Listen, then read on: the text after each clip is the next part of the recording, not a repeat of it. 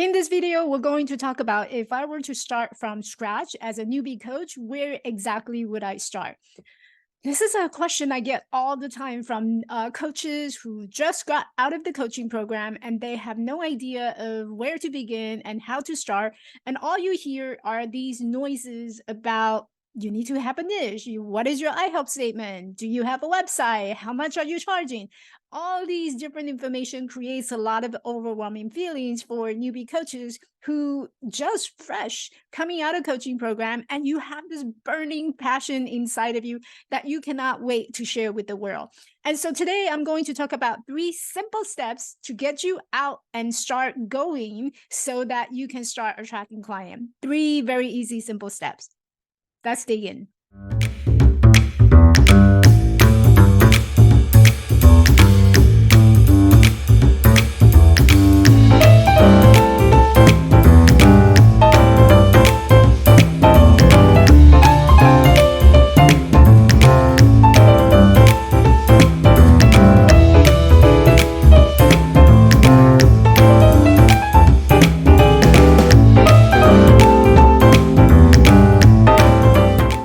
Tip number 1 is you want to stop everything that you have thought and hear about having a niche. I think that has been pressure so many coaches to finding a niche, but the reality is the niche that you're coming up with the first time and first try is probably not going to be the one that you're going to land on in the future. So my suggestion is you come up with a general concept. So that's say you are into life coaching, or perhaps you're into career coaching, transition coaching. Just pick one simple topic that you're passionate about, and perhaps thinking back, this is somewhere where your journey of how you start your coaching journey. Perhaps you were working with a life coach and that prompted you to wanting to look further into coaching industry. And perhaps you were working with a career coach, or maybe you were someone who were going through some life transition, and here you are, you found yourself lost, confused, and you decided to tap into attending a workshop that was held by a coach, or a conference that was meant to develop your personal skills. Whatever it may be, there's a journey that you had traveled on and something that you were passionate about before you decided, I'm going to give it a shot and become a coach. So what was that moment like for you wanting to go into coaching, period, not even thinking about business yet? So what was that moment like for you? And pick one general topic, whether it's a life coach, career coaching, transition coaching, wellness coaching. Pick one topic and just go out and test it out. I promise you there's going to be so much information coming to you afterwards. The second thing I hear a lot of coaches are struggling with is, well, great, Michelle, now I'm out there and what do I talk about? What do I say to people? And how do I tell them how much I charge? Initially, you probably don't want to do any of that.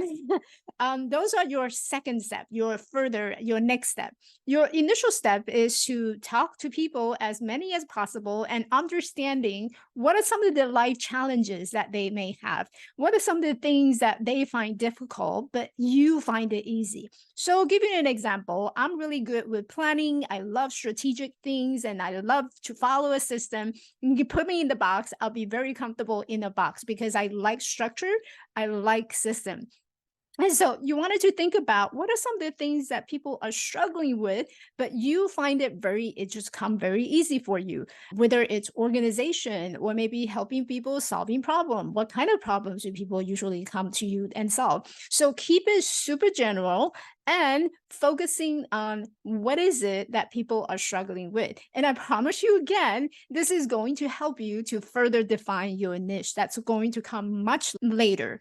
The third thing that you wanted to work on as a newbie coach, and this is exactly where I would begin, where I would start, is setting up your expectation.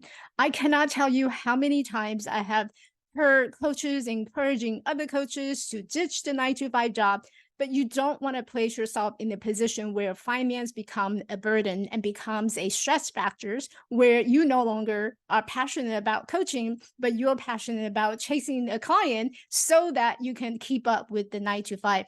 lifestyle. And you don't want to do that because you definitely want to have a backup plan just so that it's something that pays the bill while you pursuing the passion. I do not recommend that you ditch your 9 to 5 right away. I do find that a little too much of a risk, especially for my personality. There is no way I'm going to ditch a 9 to 5, not knowing where my next clients is going to come from. So you want to set an expectation of how much time do you need in order to build your business from the ground to up. And every single one of us may be a little different because some of us will have some financial support. Maybe it's from our spouse or maybe it's from our previous saving. So that would allow you to perhaps spend a little more into investing in your business by working with a team or having a outsource to some kind of a marketing agent or virtual assistant that allows you to not just doing a one person job. But if you're someone like me where I don't have that resources and I don't have a spouse who pays my passion and I don't have a virtual assistant who can help me to set up, then you're basically doing everything on your own as a solopreneur. There are smart way of doing it, and there's definitely ways that I have done it.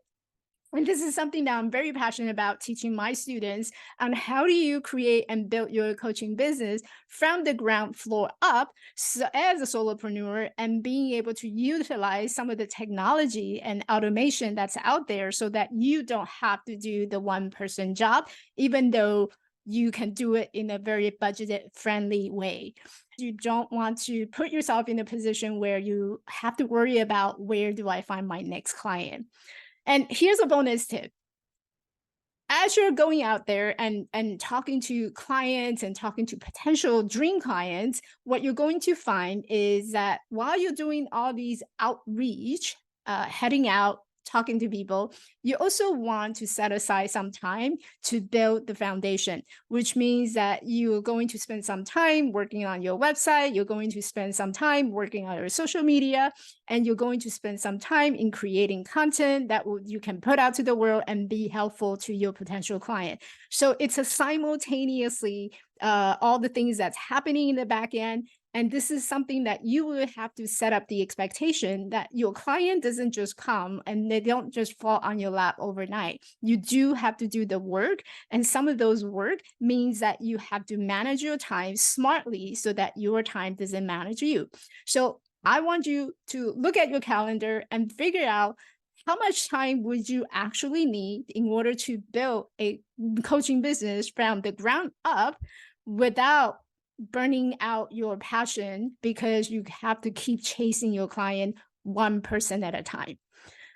I hope this is helpful. These are the 3 tips that I would personally start again, and I would encourage all the newbie coaches to think about and start. Number 1 is to just pick a general topic that you feel passionate about. Perhaps it's life coaching, career coaching, wellness coaching, something that you cannot stop talking about.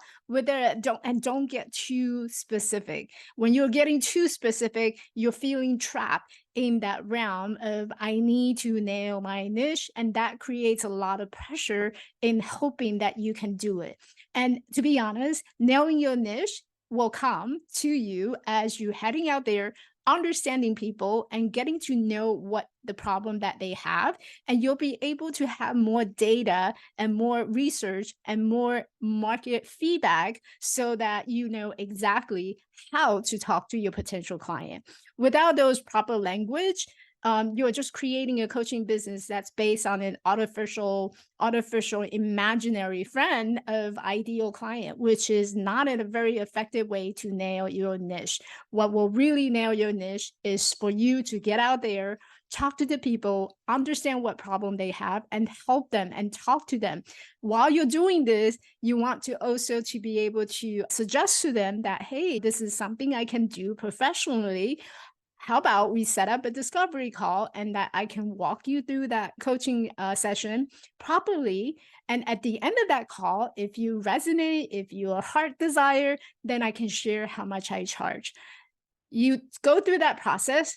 I will promise you, you're going to get your first paying client in no time.